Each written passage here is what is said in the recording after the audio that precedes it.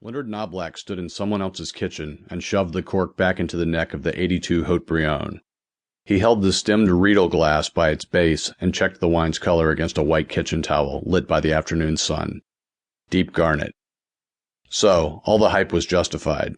The smell of leather filled the glass. The taste was earthy and beautiful.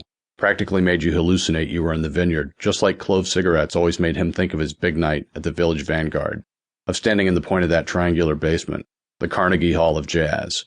Yeah, man, 1982 had been a good year. Maybe his last one. These Royce cats had stashed a full case of this stuff in a temperature-controlled cellar under the granite kitchen island. The wine ran $600 a bottle if you could find it, and you had no idea if it had been stored worth a damn. He was smart enough to taste the shit before stealing it. The Haut-Brion was the only artistic thing in the whole house besides the 9-foot Steinway concert grand. Maybe they picked up the wine on their honeymoon, or maybe it was a present from Mommy and Daddy. Either way, it was just one more status symbol for the Royces to show off when other zeros came for dinner. Had to give them credit for holding the 82 until it was at its peak. But now, it was time for an artist to enjoy it. Creativity fuel. Leonard slurped the last sip with the same moan that slipped out when he saw a fine-looking lady. He stuffed the glass into the empty cell of the cardboard wine case and slammed the partial bottle after it, smashing the crystal like a drummer hitting the cymbal to end a number at the set break. The loopy golden retriever stumbled up to him, its toenails clicking against the maple floorboards. He had jammed a Valium inside a piece of pork sausage. And what was its name? He didn't remember what Catalina Royce had called her. Boo-Boo or whatever. He didn't want to know her name. The dog had gobbled it right up.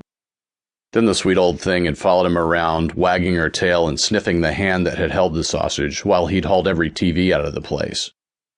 Now Leonard knelt next to the animal. She was a pretty thing, with a little gray dusting her orange fur. He gently draped his arm across her back like they were on a date to the movies. The dog pressed the side of her head against his thigh, a gesture of affection that brought a tightness to his throat. But Leonard kept moving.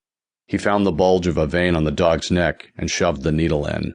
The dog felt the prick and aimed questioning eyes at him. He pushed the plunger hard to squeeze out all the liquid. Within 2 seconds, the heartbeat stilled. The dog twitched against him, her eyes still open as her muscles contracted involuntarily.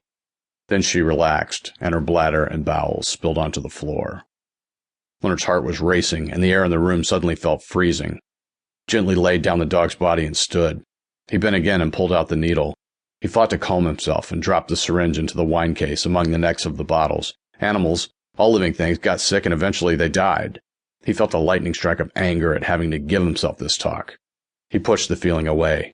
Somebody had to do the right thing, even when it was hard.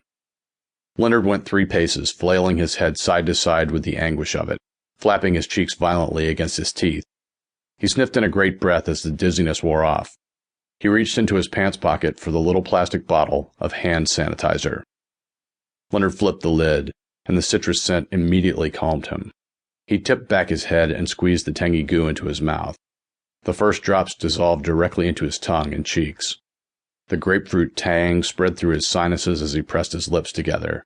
The gel slid down his throat with a glorious burn. It took just 2 more mouthfuls to finish the 4-ounce bottle. As he screwed off the top to fish out the last bits with his tongue, he welcomed the soft, mind-cleansing surge of ethyl alcohol.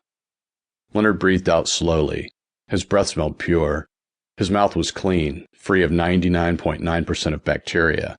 He took another breath and got back to business.